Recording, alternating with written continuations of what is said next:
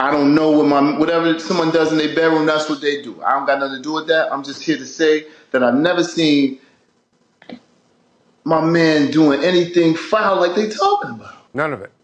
All of it. I mean, you know. I've never seen it. I've known him for 29 years. And then it's like with guys like 50, you know what I'm saying? Like Uncle Tom cats like that. You know what I'm saying? It's like you want to put me. I don't know if y'all saw the poster where 50 posted about me. Of course, you guys seen Yes. it. Right? Yeah.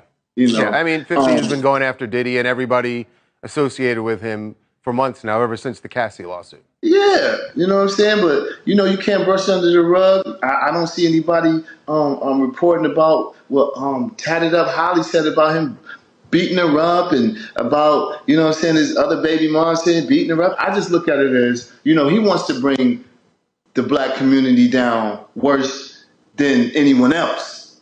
How is that so? I said what I said on my post, and I'm standing on that too.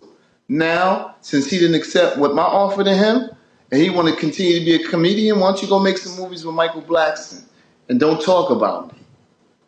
Okay. If you don't want to fight, if you don't want to donate to charity, donate the bread to charity and fight. Don't stop being a girl and talking about dudes. I find it funny that, when they first try to crucify somebody, they go through the media first. And they're just flooded with lies and propaganda. I'm not concerned about this this dude Curtis. You know what I'm saying? He's Uncle Tom, and that's just what it is. I'm going to speak on 1,000% of what I know to be true about my guy. My spirits are up. He's spending time with his children and his mother. You know what I'm saying? I'm working out. He's doing very well. I've known this guy for 29 years. See, I'm not just a guy off the internet trolling. I'm a first-hand witness. Stevie, it's my understanding that when the raid went down in Miami, were you on Star Island or were you actually at Diddy's house? I know you were in Miami. I was at his crib working in the studio. I was sitting outside the studio door, and I heard a big boom. Now, mind you, before we get into this, I'm not a spring chicken, even though I look fly and stuff. But I've witnessed some historical events of excessive force, but none like this since Saddam Hussein or El Chapo or Pablo Escobar even Osama bin Laden. I heard a big boom. So I'm thinking a lot of people do work on the island all day long, so I'm figuring someone dropped some materials. Heard it again. Turn my head, I'm hearing do, do, do, do, do, do, do.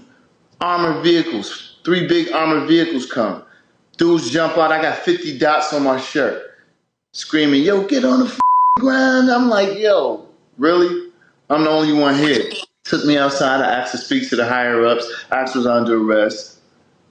And they said, no, you're being detained. I want to speak to the higher-ups. Spoke to the higher-ups.